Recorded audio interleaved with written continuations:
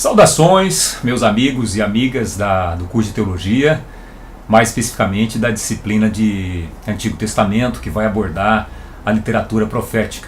Como nós anunciamos na plataforma, nós estamos a gravar aqui alguns elementos sobre a literatura profética de caráter introdutório, que vai ajudar vocês a compreender melhor esse material. A literatura profética, na minha leitura, é uma das mais importantes das Escrituras. Na verdade, falar que uma literatura é mais importante do que outra dentro das Escrituras é meio complicado. Mas é uma figura de linguagem, na verdade, que quer expressar o lugar da literatura profética dentro da Bíblia, dentro das Escrituras Sagradas. Para a gente fazer uma compreensão desse lugar, eu aproveito e faço aqui menção a um elemento, a uma fala de Jesus dentro do Novo Testamento. É quando ele é perguntado em um momento específico por um dos seus interlocutores acerca de qual é o mandamento mais importante ou os mandamentos mais importantes. E ele respondeu da seguinte maneira: amarás o Senhor teu Deus de todo o teu coração, de todas as suas forças, com toda a tua alma, com todo o teu ser. E ele diz ainda: amarás o teu próximo como a ti mesmo. E para concluir ele afirma: porque é nisto que se essencializa toda a lei, a Torá e a literatura profética. Veja bem o que Jesus está dizendo aqui, que há uma relação muito intrínseca entre a literatura profética e a Torá, a lei. E é a partir dessa perspectiva que nós trabalhamos todo o nosso material didático. Essa inter-relação entre a Torá, entre a profecia, e quem vai estudar o Novo Testamento posteriormente vai observar essa relação com a mensagem e o ministério de Jesus. Existe realmente uma relação muito profunda. Eu gostaria de explicar da seguinte maneira essa relação. Veja bem, quem tem acompanhado o nosso curso, a primeira disciplina que trata tanto da lei quanto dos livros históricos, vai lembrar que Javé, ao libertar o povo de Israel da escravidão egípcia, estabeleceu muito claramente que a libertação geográfica não bastaria, era necessário uma libertação muito mais profunda. O que aconteceria se a libertação do povo hebreu, na verdade todos os escravos que foram libertos, não somente dos descendentes de Jacó, o que aconteceria se eles tivessem sido simplesmente transplantados, retirados de um lugar e colocados em outro lugar, que seria a Palestina, sem uma profunda mudança de cultura, uma mudança de mentalidade, uma mudança sobre como interpretar a existência? Aconteceria o seguinte: muito rapidamente, aquele povo, aquela grande multidão que sai do Egito, ao entrar na terra, reproduziria o Egito ali. Tanto na sua arquitetura, né, muito brevemente construiriam grandes prédios ao custo do sangue e do suor dos trabalhadores mais fracos, como também estabeleceriam uma legislação, uma cultura muito semelhante ao que eles vivenciaram no Egito. Isso fica muito claro dentro do livro de Êxodo, em que se revela que a cultura desse povo que vive no Egito é a cultura egípcia, a forma de pensar, até mesmo a religiosidade, é uma religiosidade egípcia. E por essa razão é que Javé vai outorgar, vai dar, vai pronunciar através de Moisés a Torá, a lei. A lei, como nós observamos, ela vai muito além da dimensão legalística do Pentateuco. Nós chamamos de lei ou de Torá, eu uso o tempo inteiro essa expressão, a Torá, porque é ela que sintetiza, né, a melhor expressão. A lei, ela não tem um significado apenas legal, ela quer transmitir, tanto para o povo de Israel como para os leitores do texto sagrado, para nós, os cristãos, e para quem faz da literatura sagrada uma fonte de luz. Ela quer transmitir não apenas uma dimensão legalística, mas um caminho para a vida. O projeto de Javé é um projeto existencial, que cabe não apenas para a civilização judaica, mas ela ultrapassa muito além, como os rabinos têm compreendido muito claramente. Ainda que fora da terra de Israel, existem inúmeras formas de aplicar a proposta de Javé aonde quer que nos encontremos.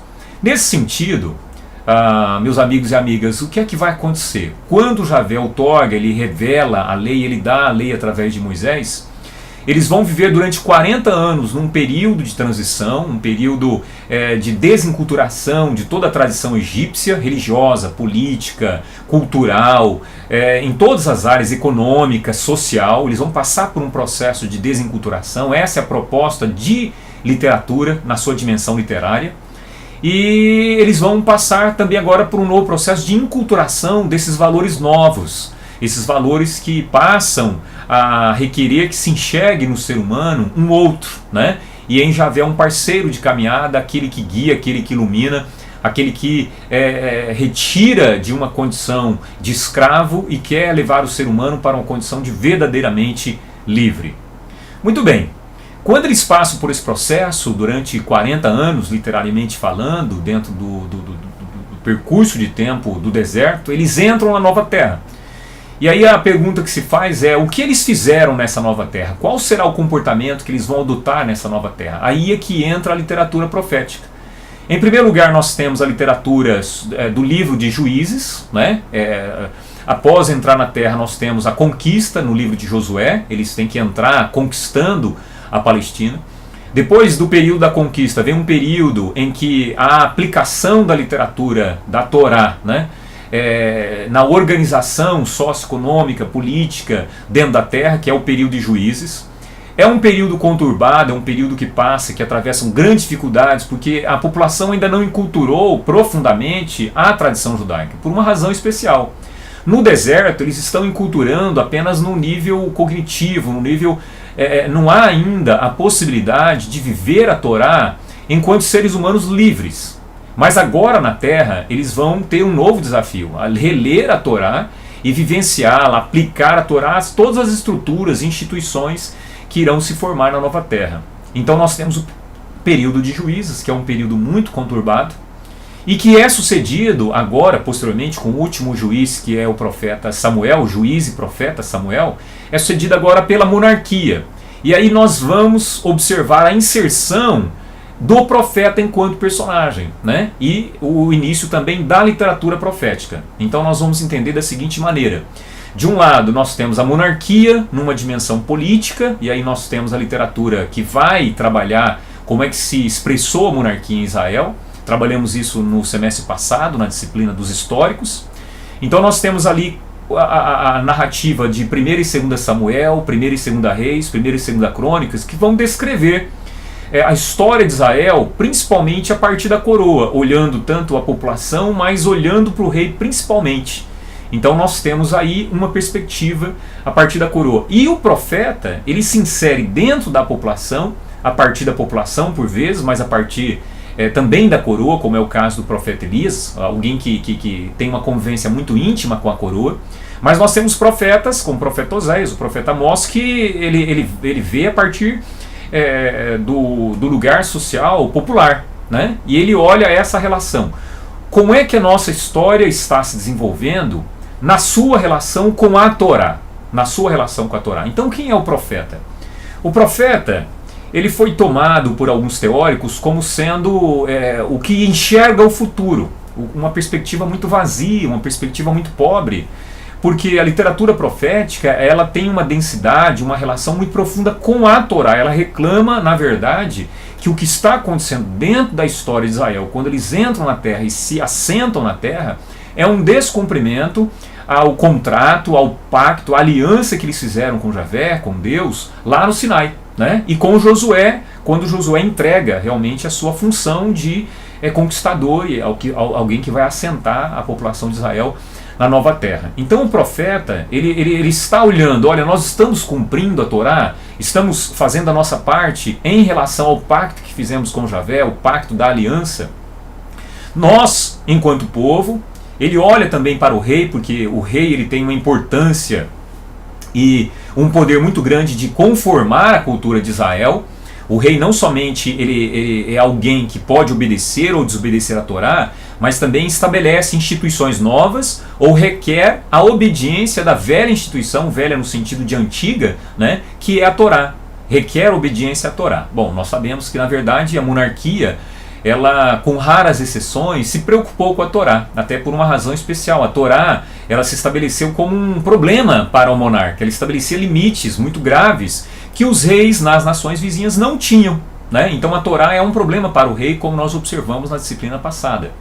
O profeta, então, é alguém agora que está olhando para a história a partir dessa perspectiva. Ele olha para a Torá, ele olha o que está acontecendo com a história, ele olha o que está acontecendo com o rei, ele olha o que está acontecendo com as nações vizinhas, as relações internacionais, ele olha o que está acontecendo com a cultura, ele olha o que está acontecendo no templo. O templo já é um segundo momento da história, porque até então nós temos até Salomão, né, nós temos a Arca da Aliança, onde figurativamente Javé se encontrava em Siló ou na tenda, né?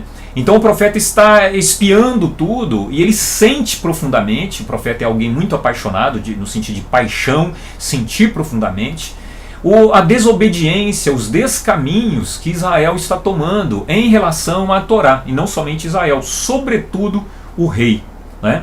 Quando nós falamos sobre que é sobretudo o rei, nós apresentamos aqui como dica de leitura da literatura profética o seguinte: em primeiro lugar, nós devemos identificar, como eu já fiz agora, qual é o gênero da literatura profética. Alguns dizem assim: o gênero da literatura profética é uma previsão do futuro, uma literatura vazia, porque a literatura profética, de fato, se ela aponta para o futuro, ela aponta muito mais para os problemas que Israel está vivenciando num contexto muito especial. E é claro que a profecia, nós vamos observar a narrativa do cumprimento dela dentro do próprio texto, mas a previsão do futuro, ela tem a ver com a obediência, desobediência da nação de Israel, do sacerdócio e da população e da monarquia em relação aos projetos da Torá. Então, se nós lêssemos os profetas a partir dessa noção de que a literatura profética é uma literatura que prevê o futuro, qual é o significado para todo esse espaço, essa história, quem viveu nesse espaço histórico em que a profecia ela não obteve cumprimento? Seria vazia.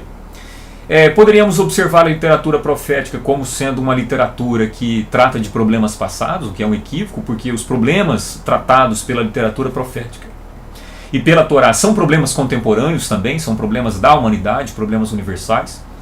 E a proposta que nós fazemos, é claro que a partir do embasamento teórico que adotamos, é que a literatura profética é uma literatura que traduz a palavra de Javé, de Deus, para o período em que os profetas viveram, mas nesse sentido para os nossos dias também. Quando nós vamos ler a literatura profética, é muito importante que a gente identifique quais são as relações com quem o profeta se estabelece. E nós encontraríamos aqui algumas preocupações que deveríamos ter. Qual é a relação do profeta, em primeiro lugar, com Deus e com a sua palavra, a Torá, né? Há uma Torá, há um projeto, há toda uma revelação que nós temos nos 5 primeiros livros do texto bíblico, e que é considerado, tanto pela tradição judaica como também pela tradição cristã, o Pentateuco, como sendo o fundamental, a dimensão basilar, né? O elementar no sentido de fornecer as bases do restante da história de Israel. Então nós deveríamos perguntar: qual a relação do profeta para com Deus e para com a sua Torá?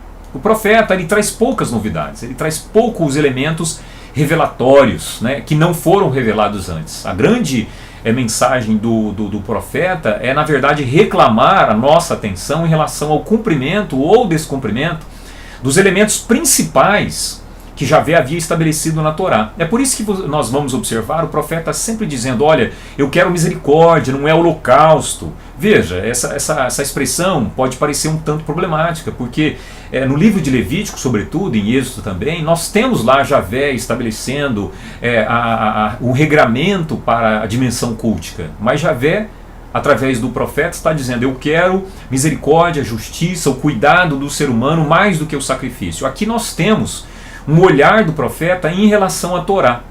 E isso aqui é um eixo de interpretação muitíssimo importante e vai ser repetido por Jesus. Eu vou comentar daqui a pouco. Deveríamos investigar também qual a relação do profeta em relação ao povo. Por vezes nós vamos observar que o profeta é severo em relação ao povo, mas em grande parte do tempo o profeta ele se coloca junto com o povo, profetizando contra a classe dirigente de Israel. Isso aqui não se trata de um conflito que nós poderíamos atualizando aí, usar filosofia moderna, economia moderna, história moderna, os conceitos modernos. Isso aqui não significa identificar um conflito de classe, uma luta de... Não é isso, né?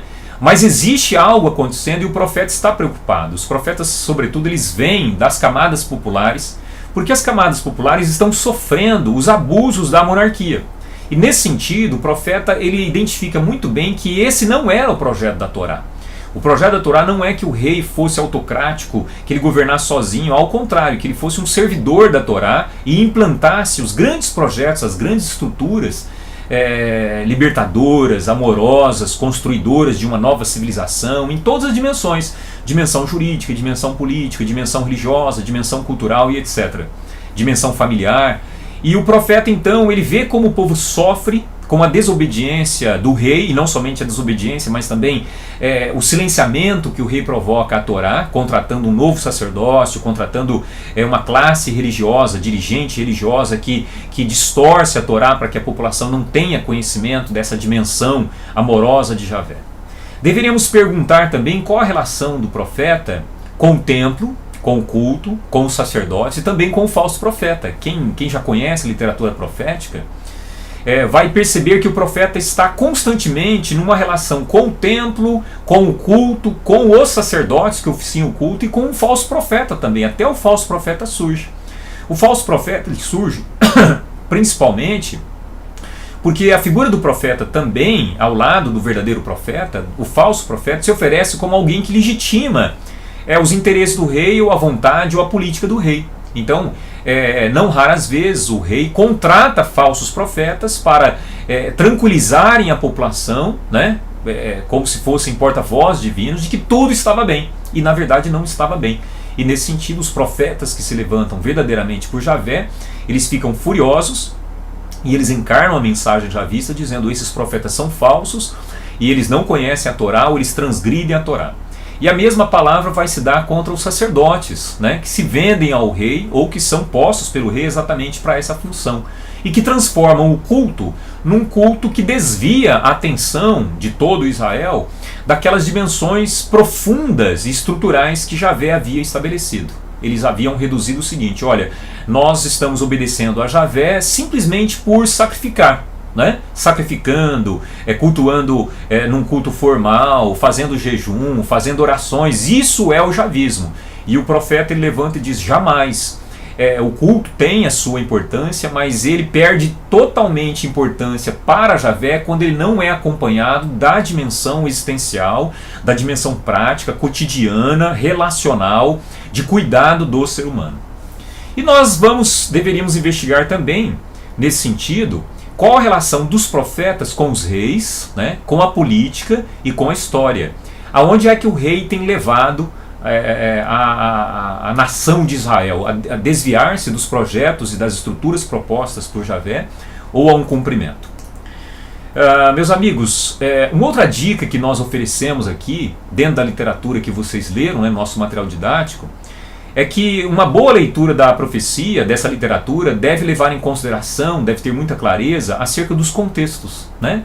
Em que contexto se inscreve o profeta? Aí nós precisamos identificar qual que é o contexto social, o contexto econômico, o contexto político, né? O contexto social é de suma importância. Se nós não observarmos que o profeta ele reclama o tempo todo que há relações de poder, existem relações de opressão. Não que toda a existência se relacione a conflitos, mas o profeta está enxergando esses conflitos e ele observa para a Torá que esses conflitos, na verdade, é a falta da materialização das estruturas que Javé havia estabelecido. Qual é o contexto social que o profeta se inscreve? Aí vocês vão ler o material e vão encontrar. Parte dele, por exemplo, se encontra logo no início da profecia, num período de muita prosperidade de Israel, em que Israel, ainda o Reino Unido, né? Israel estabelece relações comerciais com os povos, e aí nós temos uma classe em Israel que está prosperando de maneira muito graciosa, né? De maneira extraordinária. E isso aos poucos vai criando mudanças na cultura popular, na cultura comunal, né? Na forma de interpretar a Torá, e vem a tentação de tirar de cena, desinstitucionalizar as estruturas da Torá, né? Para favorecer o quê? Enriquecimento ilícito, para favorecer a opressão, para favorecer a especulação. Então esse contexto social é de suma importância para que a gente compreenda a literatura profética. O contexto econômico, por óbvio, né? E o contexto político. Vocês vão observar ao ler os profetas, e é sumamente importante que cada um de nós leia e releia a literatura profética, mais do que o material didático. Nós temos que ler o texto bíblico para conhecer. Nós vamos observar ali as nuances políticas, né? É um período em que a Assíria se levanta como império e ela estabelece relações de paz e de conflito o tempo todo com Israel. E posteriormente a Síria, nós temos uma outra grande nação que vai cobrar muito dos profetas, né? Eles estabelecem muitas mensagens ali em relação a outra grande nação, que é a Babilônia. E isso vai trazer muita crise, muita questão teológica, e o profeta se inscreve aí, que é o contexto do exílio assírio e do exílio babilônico, né? Nós já dissemos em outro momento que o exílio, sobretudo o exílio babilônico, é uma grande chave de interpretação bíblica. Por quê? Porque a boa parte da literatura profética, se não escrita após o exílio, ela foi escrita no sentido final, ela foi afinada, ela foi burilada, ela foi formatada nos seus últimos detalhes após o exílio. E tanto antes do exílio, como dentro do exílio, como o momento pós-exílio, a tradição, os judeus, né? E os profetas também, e os sacerdotes, eles estão se perguntando o que aconteceu com a fidelidade, com a aliança. Javé nos abandonou, porque a Síria veio e leva a população. Aí vem a Babilônia, provoca um grande sofrimento após vários saques, e por final leva grande parte da população judaica para a Babilônia como escravos. Então eles se perguntam, o templo é destruído, o que aconteceu? Javé perdeu a batalha para o grande Deus da Babilônia? Javé nos abandonou, Javé nos deixou. Então nós temos uma crise muito grande que a literatura profética ela vem oferecer a perspectiva javista, né? Vocês vão encontrar isso no nosso material. Muito bem. Por fim, nós deveríamos investigar, e eu queria gastar um pouquinho mais de tempo aqui nessa introdução, os efeitos da pregação profética, né? Ao ler a literatura profética, nós nos perguntamos, mas qual é o efeito da mensagem do profeta para a população e para a monarquia? Os efeitos são vários, e numa introdução nós gastaríamos muito tempo, não é o propósito, né, dessa videoaula. As videoaulas elas têm o propósito apenas de provocar o aluno para ler mais cuidadosamente o material didático, mas eu faço questão de vos informar aqui o seguinte. O efeito da mensagem profética na sua relação com a teologia oficial. O profeta é um contestador. Por quê? Porque assim que se estabelecem as monarquias, Israel e Judá, os reis eles vão sentir um problema muito grande com a Torá, porque a Torá estabelece limites ao governo dos reis que as nações vizinhas não experimentam. E o rei então ele faz um esforço para silenciar, né, os sacerdotes que têm uma fidelidade maior em relação à Torá, e até os profetas que vêm reclamando o cumprimento da Torá. E para uma das estratégias que a monarquia usou para lidar com o profeta e com os sacerdotes verdadeiramente javistas ou fiéis ao javismo foi através da criação de uma teologia oficial. Uma teologia que reduzia a relação com Javé à dimensão cultica e que transformava o rei numa espécie de representante mor de Deus que deveria ser obedecido em qualquer circunstância, e que também o levava a ser interpretado, a população interpretar o rei como sendo alguém inerrante. E o profeta se levanta aí, ele vai dizer, não é bem assim, não é bem assim. O rei, ele deve ser um servo de Javé, e a nossa maior autoridade não é o monarca, é a Torá, né? Como fica muito claro na mensagem que nos oferece o profeta Samuel. Nesse sentido, nós vamos observar que um dos efeitos, o segundo efeito da literatura profética, são reformas, né? Não raras vezes um profeta se levanta e a população ela se conscientiza de que eles se afastaram da Torá. E é o caso também até de monarcas, como é o caso do rei Josias. Num momento específico, ele encontra novamente uma cópia da Torá, o que nos revela que a Torá estava oculta, ela tinha desaparecido já há um tempo razoável para o monarca não ter conhecimento dela. E ao tomar contato com ela, ele faz uma verdadeira reforma em Israel, em Jerusalém, porque ele percebe que os projetos de Torá eram muito distantes do que eles estavam vivenciando. Nós vamos observar também, como efeito da literatura profética, amigos, amigas, isso ao longo do tempo, não necessariamente no momento em que o profeta vive, mas talvez a maior herança que a literatura profética vá desencadear é um fortalecimento, uma depuração do monoteísmo, né? Quem lê a literatura profética vai perceber, e a literatura também, os profetas anteriores, que nós chamamos de históricos, também históricos, vai perceber que Israel, mesmo entrando na terra e mesmo com a monarquia, e às vezes até por incentivo da monarquia, eles estão claudicando, né? Eles estão hora outra com Javé, hora outra com os deuses ali das nações vizinhas, Baal, Azerá, Astarote, até Moloque e outras divindades da terra. A literatura profética, ela, ao interpretar a história, os grandes eventos, as grandes tragédias pelas quais passa Israel e Judá, que são derivadas da desobediência, da não materialização das estruturas da Torá, eles vão mostrar que o caminho para a volta é o caminho à obediência e à fidelidade a Javé como único Deus. E essa teologia do monoteísmo, nós devemos entendê-la muito mais do que sendo reclamo a que Israel escolhesse um Deus, a que Israel percebesse, na verdade, que a religiosidade mesopotâmica, a religiosidade vizinha, é uma fraude em relação à história e à própria existência, né? Essa é uma das grandes verdades que o monoteísmo javista vai apresentar. Os outros deuses simplesmente não existem, eles são ilegítimos. Se são ilegítimos, mas fazem sucesso nas nações vizinhas, eles são construções ideológicas de controle, né? Alguém sabe que, na verdade, isso tudo é uma espécie de fraude. E por que é que alimenta? Porque satisfaz aos projetos políticos, os mais diversos, né, de quem está no poder. Então, um dos efeitos da literatura profética é exatamente um depuramento do monoteísmo e ampliação de uma fidelidade a Javé. E nesse sentido, esperança em Javé. Essa é a esperança que se estabeleceu após o exílio, sobretudo. Eles vão cair em si e falar assim: não, Javé não perdeu a batalha contra o deus babilônico, o deus Marduk, e nem nos colocou aqui porque nos abandonou. Na verdade, mesmo o exílio representa a soberania divina. Muito bem. Caminhando para o encerramento dessa videoaula, que já está um tanto longa para ser uma videoaula, nós poderíamos perguntar o que é a literatura profética.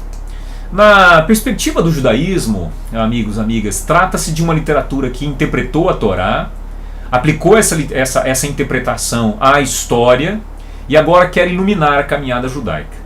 De igual maneira, deveria representar isso também. Os profetas interpretam a Torá, olham para a história e aplicam a Torá à história, identificam aonde é que está o erro. Muito obviamente existe o elemento da previsão do futuro na literatura profética, mas esse não é o elemento mais importante da literatura profética. O termo profeta, nabi, no hebraico, é aquele que fala em nome de alguém, ou seja, o profeta é alguém que fala em nome de Javé. E fala não somente sobre o futuro, mas sobretudo em relação a um projeto que ele já havia estabelecido. Então a Torá é uma interpretação da Torá a partir do profeta, que aplica a Torá à história, cumprimento, descumprimento, desobediência, obediência, e nesse sentido ilumina a nossa caminhada. Para Jesus, tanto a profecia quanto a Torá são faces de uma mesma revelação de Javé, que pode ser sintetizada naqueles 3 grandes mandamentos que Jesus fala para um dos seus interlocutores. Qual é o grande mandamento, ou quais são os grandes mandamentos? Jesus fala: o amor a Deus é o grande mandamento, o amor a si mesmo e o amor ao próximo. E aí ele diz: disso depende toda a lei e toda a profecia. Aqui nós temos, né, a profecia revelando para nós qual é o essencial da Torá. A Torá, para quem a lê, principalmente o livro de Levítico, vai se embaraçar com tantos aspectos legalísticos e até alguns aspectos que são estranhos a nós, né, principalmente relacionados à tenda, ao templo, ao sacerdócio, para que a gente não se perca em alguns elementos da Torá que são exclusivamente para o período ou exclusivamente para a tradição judaica. A profecia, ela nos atualiza e nos revela quais são os elementos mais importantes da Torá. E aí nós repetiríamos a frase repetida tantas vezes pelos profetas, quando eles afirmam: misericórdia quero e não holocaustos. O que significa isso?